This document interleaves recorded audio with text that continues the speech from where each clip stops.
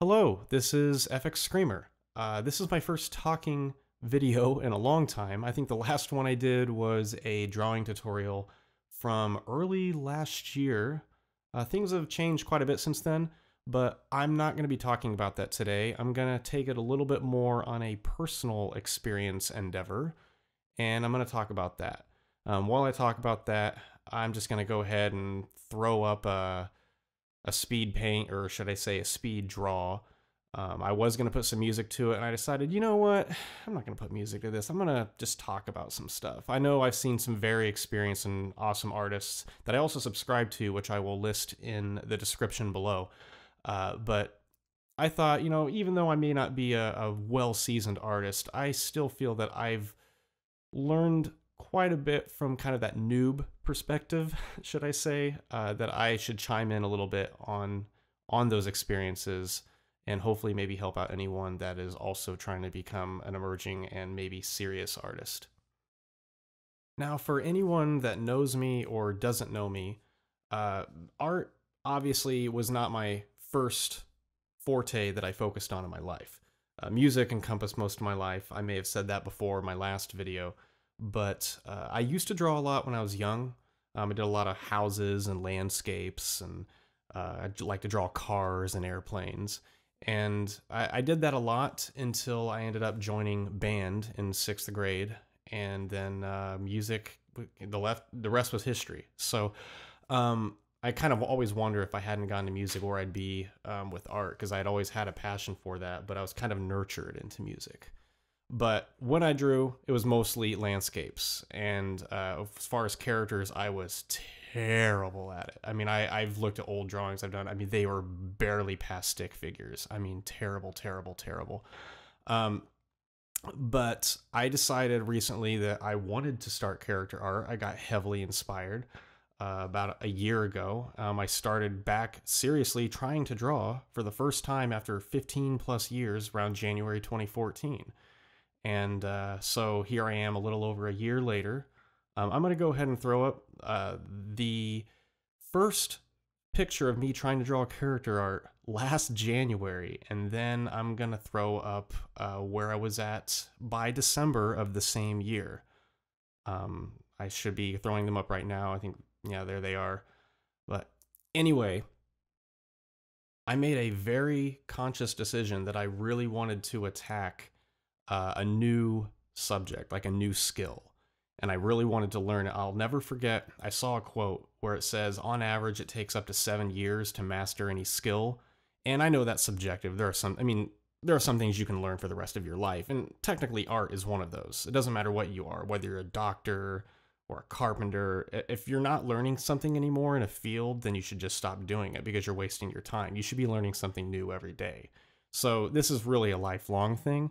But I do know mentally where I want to be within 7 years. But I also realize life is full of surprises and you can't predict the future. You can have the roadmap laid out for you and imagine where you're going to be, and you could be somewhere totally different by that point. That happens all the time, and I'm prepared for that. But right now, I have to set a course and I have to go down it. And if the tracks shift and I suddenly get on a different track, but it's still moving forward, I'm game. And for anyone doubting themselves about starting art too late, or, oh, I can't get there, the boat's passed, the ship has sailed. Folks, I'm 31 and I'm just now starting. So I don't even care. This is still a hobby for me, but I would like to get serious about it. And not just like, I'm making it happen. I don't wish, I try to do, because you can sit there and wish all day long, but the only person stopping you is yourself. And I have learned that vividly over the last few years, not just through art. So remember that at the end of the day, the only person stopping you is yourself.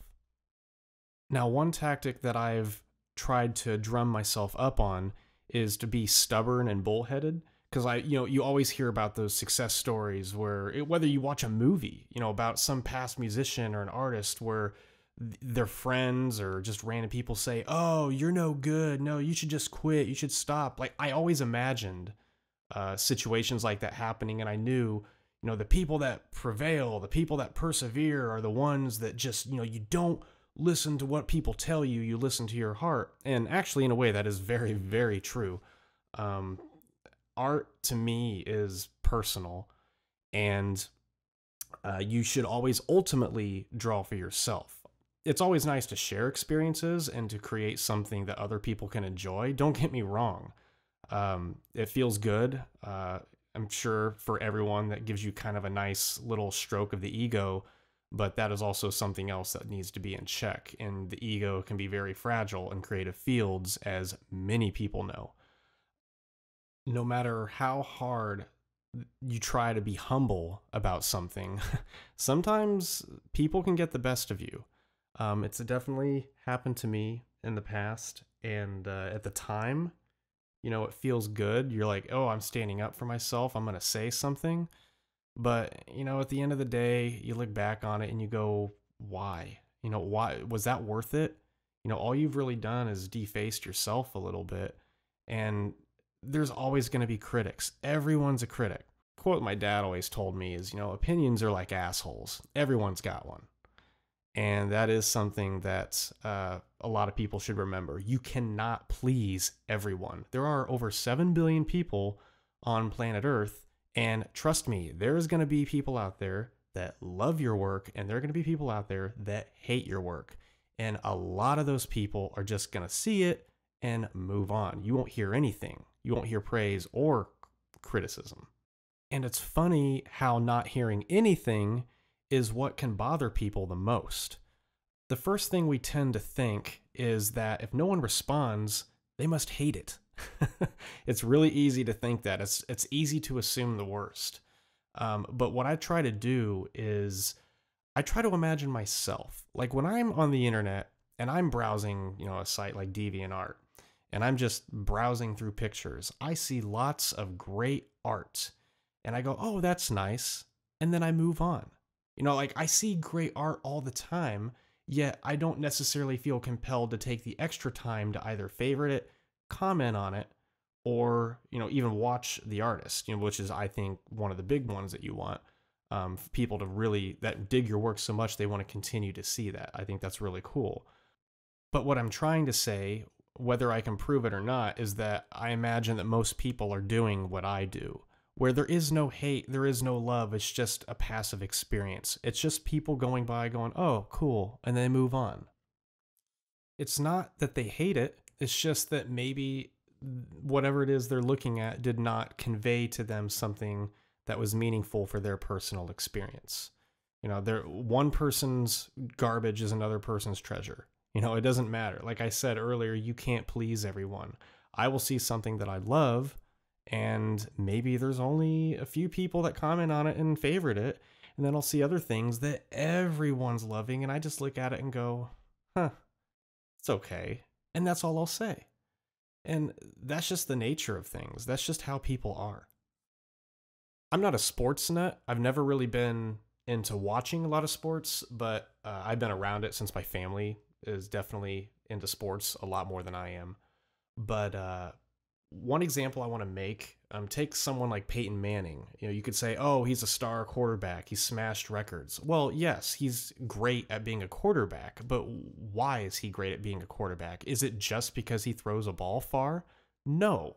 This guy is a student of the game, as what I've heard many times. I mean, he studies on and off the field. He takes it home with him, takes it to sleep with him. I mean, the guy lives and breathes football.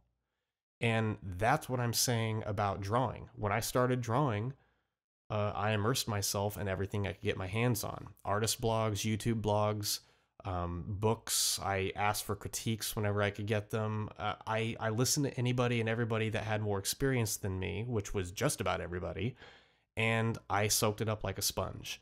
And I believe that's what you need to do in order to get better.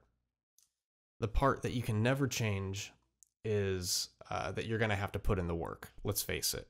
You have to put in the work.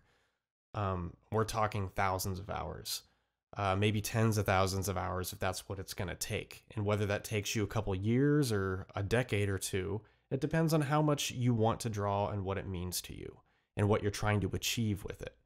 Are you trying to express yourself? Are you trying to make a project with it? What is it? And you have to answer those questions yourself because no one can do it for you. But what's funny about all that is that, let's say you put in 10,000 hours. Like, I think it's funny where you might be at a very high level and not even know it. You know, I look at the art I made yesterday and go, I could do so much better than this. I'm never completely satisfied with what I do. Now, I do think it's very important to recognize your strengths. And if you do draw something in the moment and you look at it, you should feel good about what you draw. So always take that time to admire what you're doing, because you ultimately are your favorite artist. And I'm going to say this right now. Some of these lessons that I'm saying have been pulled from some of the channels that I've listed below. Because it is true. It is something that I haven't just learned by what other people tell me. I have actually learned this myself. And I find it amusing because I feel like it's a universal path that most artists are going to find as they keep going. Reiterating on something that I said earlier, one thing that a lot of starting artists are going to have to learn very quickly, and it's easier said than done, trust me on this, you need to make sure that you're not trying to do art for the glory. If you're trying to just do art to get popular, you're not going to have a good time. It's kind of a I don't know how to say it, a shallow or bitter or cynical way of going about it, because then what are you doing it for? You know, are you doing it for yourself? Yeah, you kind of are, but it's the wrong attitude to take. If you're only trying to do it for popularity, you're going to get disappointed very fast, especially if you're a starting artist.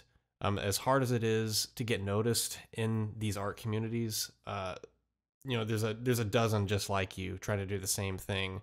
And ultimately, it's just going to come down to you, once again, putting in the work. And a lot of times, I've heard often, is that when you stop caring about trying to be popular, that's when it starts happening.